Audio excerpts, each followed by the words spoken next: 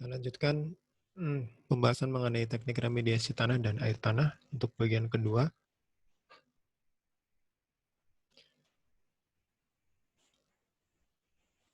Di mana sebelumnya kita telah membahas mengenai pendahuluan, kemudian teknis pengelolaan remediasi tanah dan air tanah, mengontrol sumber pencemar dan mengolah tanah dan air tanah tercemar sebagian, dan kali ini kita akan melanjutkan pada bagian tersebut ditambah dengan monitoring.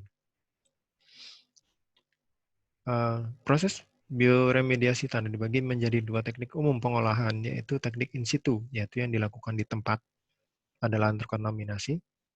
Waktu pengolahannya ini bisa sangat panjang, 1-6 tahun. Kemudian teknik ex situ, yaitu dilakukan dengan ekskavasi tanah, termasuk konstituen yang akan dipurifikasi ke tempat yang berbeda. Waktu pengolahannya bisa lebih cepat, 1-7 bulan. Ini tergantung dari situasi dan kondisi yang terjadi di tempat tersebut.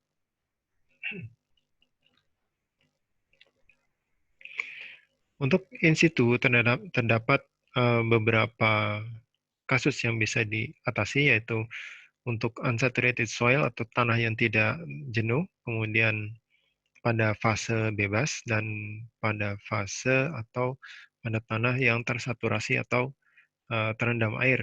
Ya, ini adalah fallow zone, ini adalah bagian yang lepas, bagian yang bebas, dan ini adalah bagian yang berada di dalam aquifer. Ya, masing-masing memiliki metode-metode yang bisa digunakan untuk setiap fase. Kemudian untuk ex situ, ada dua jenis, yaitu on-site treatment. Jadi dia diekskavasi tapi langsung diolah di tempat tersebut. Atau diekskavasi kemudian diolah di luar lokasi tersebut, atau off-site treatment.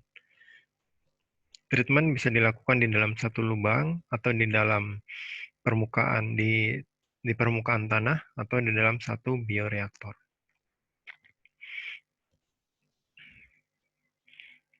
Berikut adalah skematik dari bioremediasi ex situ. Di sini ada ekskavasi, kemudian pengangkutan. Jadi ada pencemaran, kemudian ada ekskavasi, kemudian dilakukan pengangkutan. Bagian yang masih agak cair atau lumpur diolah dengan semacam dengan bioremediasi pada satu reaktor tertentu. Kemudian untuk bagian padatnya dilakukan dengan metode composting atau dengan land farming atau dengan biopile. Kombinasi bioremediasi ex situ dan in situ bisa dilakukan dengan cara, sebagai contoh adalah di gambar tersebut, di gambar ini, yaitu ini kondisi air tanah yang sudah tercemar, kemudian ini adalah bagian dari pencemarnya. Dari dalam aquifer diambil, bagian pencemarnya bisa langsung diambil, kemudian dipisahkan di satu tempat tersendiri. Bagian air tanah yang sudah tercemar diambil, kemudian dimasukkan ke bioreaktor, diolah, dibersihkan, kemudian yang sudah bersih dikembalikan ke dalam aquifer. Sehingga ini dapat dilihat terjadi satu pengambilan, kemudian pengolahan, tapi tetap pengolahan ini berada di tempat dan langsung dikembalikan ke lokasi tersebut. Jadi pengolahan tidak dilakukan di dalam aquifer. Teknik in situ ini umumnya dilakukan apabila lokasi yang terkontaminasi jauh di dalam tanah atau secara teknis sulit sekali diambil dan pencemaran terjadi pada skala yang luas. Keunggulannya adalah rendah biaya investasi, kemudian dapat dilakukan di lokasi ataupun di tempat lain, kemudian hasil olahan bersifat permanen karena telah mengalami transformasi.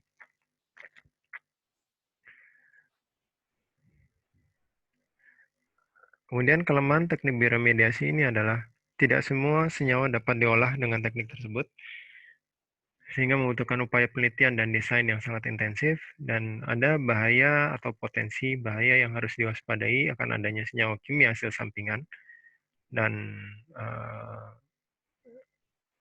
produk antara.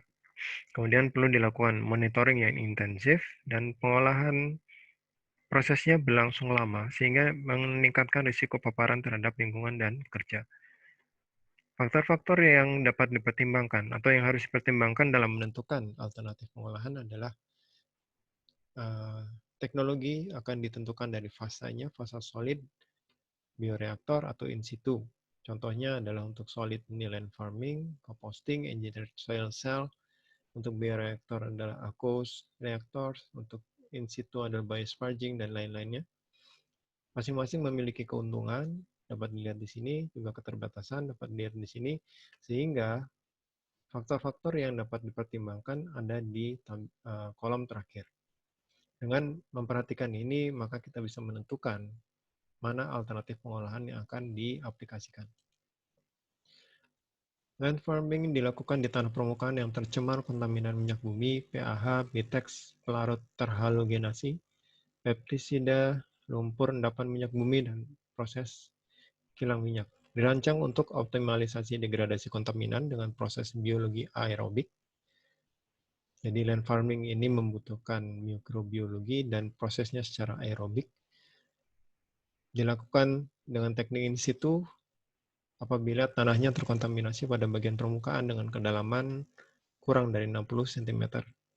Apabila kedalaman kontaminan lebih besar dari 60 cm, tanah tersebut harus diekskavasi dulu. Jadi masuk ke kategori ex situ. Ada ekskavasi, ada pemindahan. Kemudian proses degradasi dioptimalkan dengan melakukan aerasi, pemberian nutrisi atau pupuk atau zat aditif tambahan, dan memberikan kondisi lingkungan yang menunjang untuk kelanjutan proses.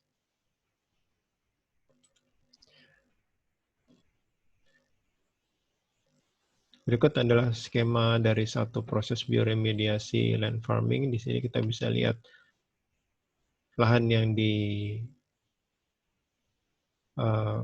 atau yang diremediasi, kemudian berbagai perlengkapan yang ada di lokasi yang harus dipenuhi untuk dapat dilakukan bioremediasi secara efektif.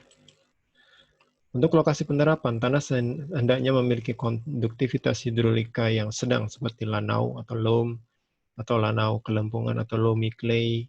Apabila diterapkan pada tanah lempung, dengan kandungan clay lebih dari 70% akan sulit dilaksanakan. Hal ini disebabkan sifat lempung yang mudah mengeras apabila terkena air.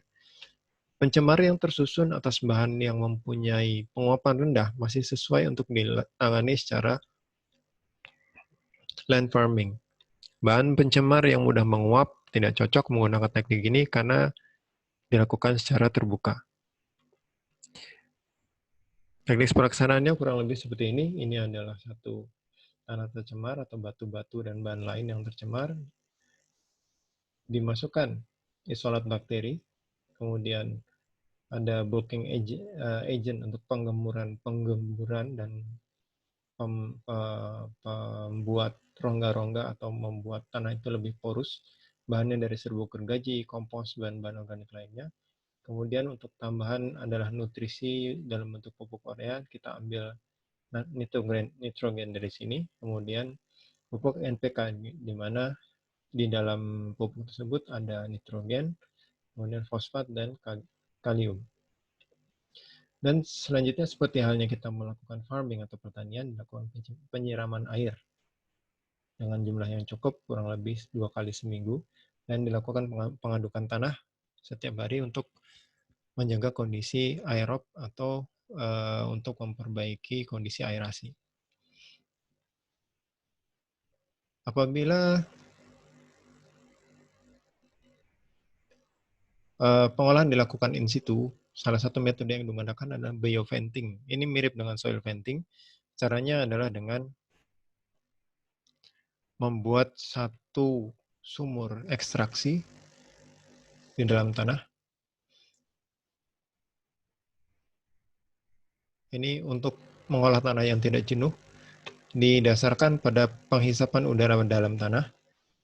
Kemudian karena ada perbedaan tekanan, maka akan terjadi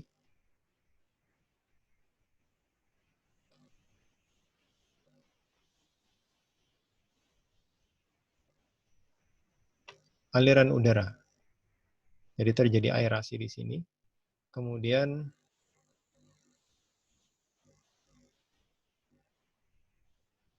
akan terjadi proses-proses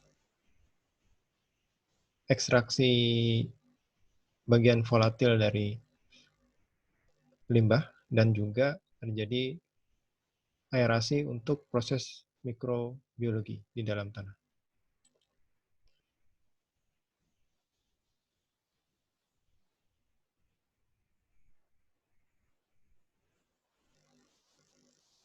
Kemudian biosparging diaplikasikan dengan menginjeksikan udara atmosferik bebas minyak ke dalam lapisan aquifer.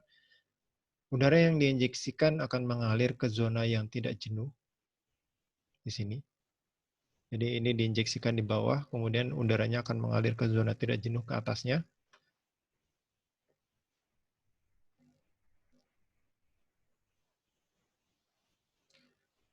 Dan kemudian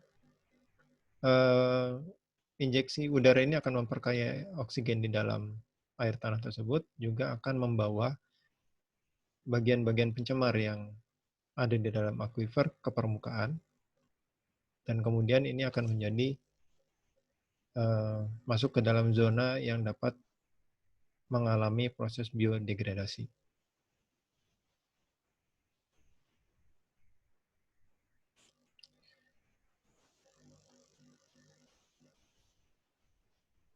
Kemudian pengkomposan ini mirip dengan land farming, namun ditambahkan bulking engine yang berfungsi untuk menghomogenkan transfer udara dan oksigen di dalam tanah. Berbeda dengan land farming yang mungkin tanahnya tetap tidak diapa-apakan, tidak diangkat dari dalam tanah dan berada dalam kondisi seperti semula datar. Kalau di composting ini ada beberapa sistem. Yang pertama sistem windrow. Ini seperti ini dibuat tanah terkontaminasi dipisahkan dari bebatuan dan kotoran, dicampur dengan bahan organik padat. Kemudian setiap tumpukan akan diaduk supaya terjadi transfer oksigen. Dan diperhatikan suhunya apabila telah mencapai 50-60 derajat, maka itu artinya sudah mulai terjadi perombakan bahan oleh mikroorganisme di dalam tanah. Kemudian model static pile. Model ini hampir sama dengan windrow, tapi ditambahkan adanya pasukan udara buatan. Jadi kita suntikkan udara dari bagian bawah, sehingga mungkin tidak perlu dilakukan pengadukan, tapi di sini aerasi dilakukan secara mekanis menggunakan alat atau pompa.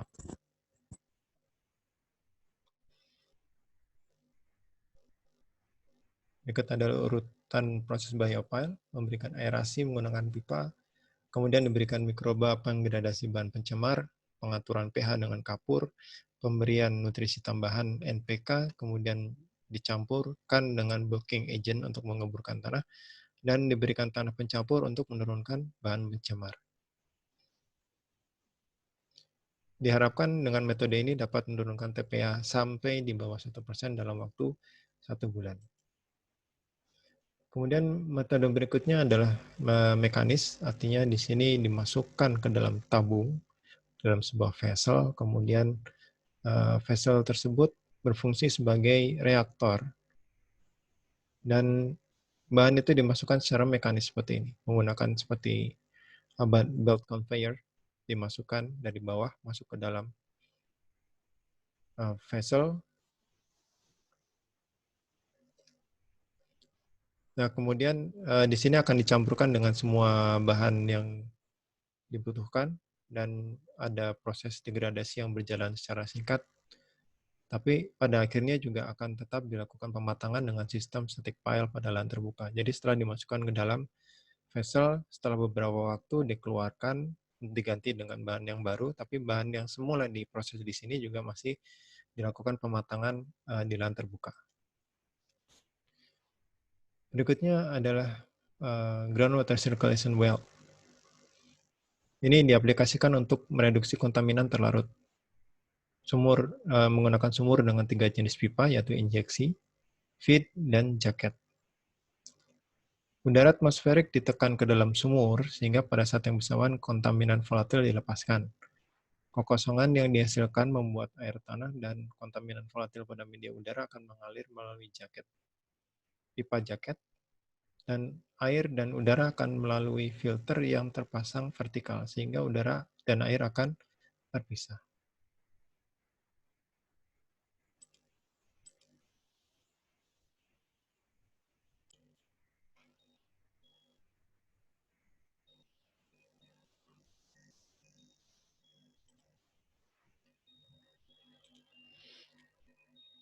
Berikutnya adalah bioslurping.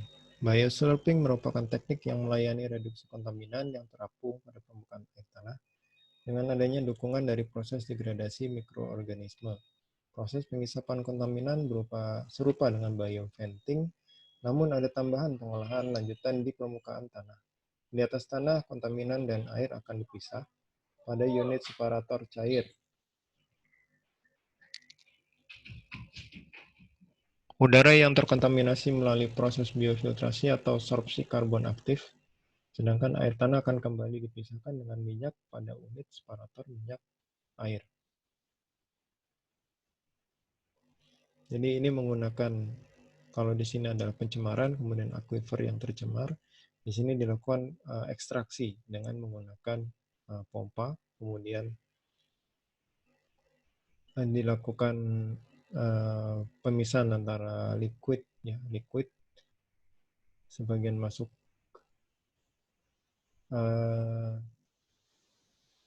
antara gas dengan liquid, gasnya masuk ke sini dengan memasuk ke sistem purifikasi udara, kemudian bagian liquidnya masuk ke tangki yang akan dilakukan pemisahan antara air dan minyak, kemudian minyaknya ditampung di air di tangki minyak, dan airnya dilewatkan ke karbon aktif lalu dibuang.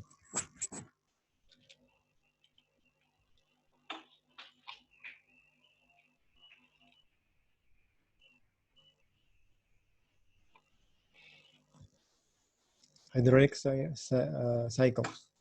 Prinsip dasar hydraulic cycles adalah pemompaan dan pengolahan air tanah, penambahan nutrisi dan penyaringan menjadi air bersih.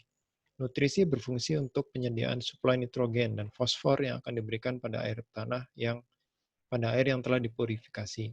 Seluruh teknik termasuk infrastruktur, posisi, dimensi, dan infiltrasi dan sumber ekstraksi dirancang dengan bantuan model simulasi, sehingga arah aliran tanah baik secara horizontal maupun vertikal disebabkan oleh pengaturan lokasi sumur.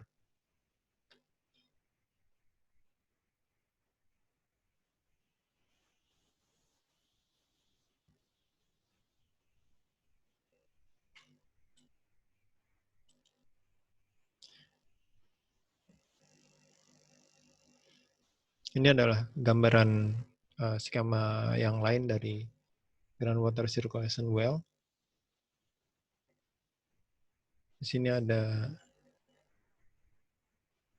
ekstraksi, kemudian pengolahan, ada reinjeksi. Setelah direinjeksi, maka air akan mengalir dari bagian atas ini. Sementara pada bagian bawah ini akan terjadi pengurangan atau pengosongan pori-pori dengan adanya ekstraksi. Dan yang diekstrak di sini adalah air tanah yang tercemar. Yang diinjeksi di sini adalah air yang sudah dibersihkan. Sehingga air yang keluar di bagian atas turun membawa air tanah yang tercemar makin ke bawah, kemudian diekstraksi sehingga diharapkan pada akhirnya terjadi pembersihan akuifer. Bioscreen ini adalah serangkaian sumur yang dibuat secara paralel sehingga dia membentuk seperti pilar-pilar ya, seperti dinding ya. Kemudian akan menjadi screen yang akan memfilter aliran dari pencemar. Jadi serangkaian sumur yang dibangun vertikal dari aliran air tanah dan sumber kontaminasi. Solusi larutan akseptor elektron atau elektron donatur yang berfungsi untuk Mempercepat proses degradasi diinjeksikan ke dalam sumur tersebut. Jadi di sini masing-masing diinjeksikan larutan yang menjadi akseptor elektron atau elektron donatur, sehingga mengakibatkan populasi organisme akan meningkat dengan pesat. Dengan demikian, kontaminan yang akan melewati screen ini akan mengalami pembersihan, sehingga yang lewat di dalam aquifer adalah air yang sudah bersih.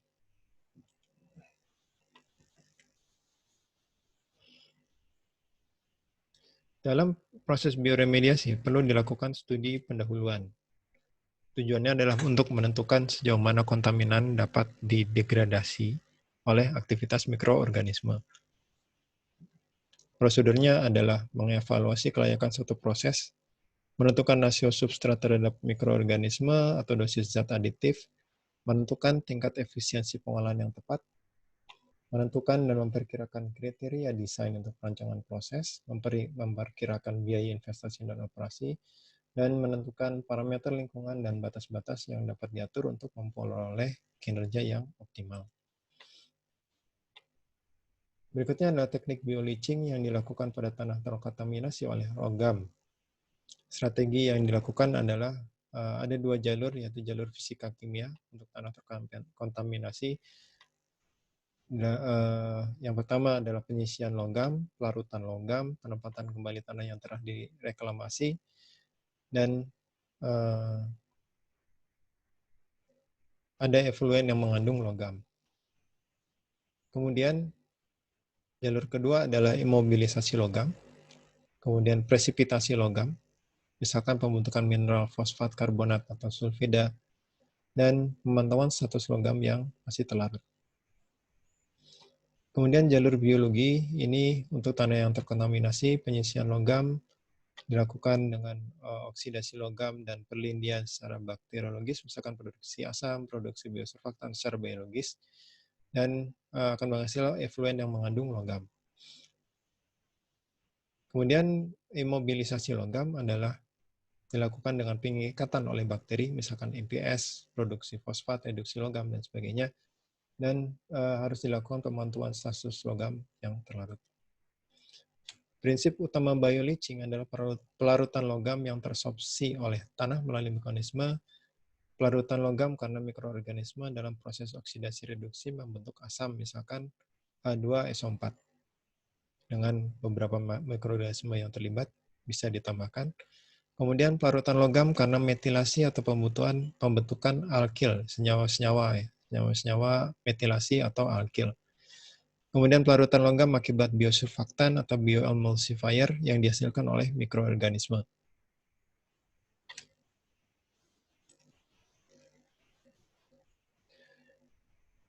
Monitoring dilakukan untuk memberikan informasi terdokumentasi yang dapat digunakan untuk mempelajari dampak satu kegiatan serupa di masa datang. Memberikan peningkatan dini apabila terjadi perubahan kualitas lingkungan yang dimonitor mendekati tingkat kritis, sehingga pencegahan bencana lebih lanjut dapat dilakukan. Memberikan informasi sejauh mana efektivitas upaya mitigasi yang telah dilakukan, upaya verifikasi atau validasi suatu prediksi dampak terhadap lingkungan. Untuk memonitor air tanah, sistem yang sering digunakan adalah sumur monitoring dengan kriteria lokasi berada di arah utama aliran gerakan air tanah, di hilir maupun di hulu, ditinjau dari sumber pencemar. Kemudian pada posisi dispersi transversal, gerakan menyamping dari arah aliran utama. Kemudian memperhatikan karakter tanah atau aquifer, lokasi dibangun pada area konduktivitas hidrolis yang relatif rendah. Kemudian lokasi-lokasi penting, sumber atau sumur yang digunakan sebagai sumber air minum atau air baku untuk industri, untuk produksi misalkan. Kemudian juga harus dipertimbangkan akses menuju lokasi. Konstruksi sumur monitoring perlu diperhatikan panjang dan peletakan screen atau saringan. Screen merupakan pintu masuk air tanah ke dalam sumur dengan syarat memotong permukaan aliran 3-4,5 meter pada air tanah dangkal. Kemudian perlu dibuat beberapa sumber monitoring dengan screen pendek yang dipasang pada kedalaman yang berbeda-beda. Sampling air tanah dilakukan untuk mengukur, mengetahui DHL, daya hantar listrik atau electroconductivity EC, pH dan DO. Kemudian sampling tanah dilakukan untuk mengetahui struktur dan karakteristik geologik dari lokasi untuk mengetahui kualitas tingkat pencemaran tanah. Frekuensi monitoring dilakukan tentunya semakin baik, semakin sering, khususnya apabila toksisitas semakin tinggi.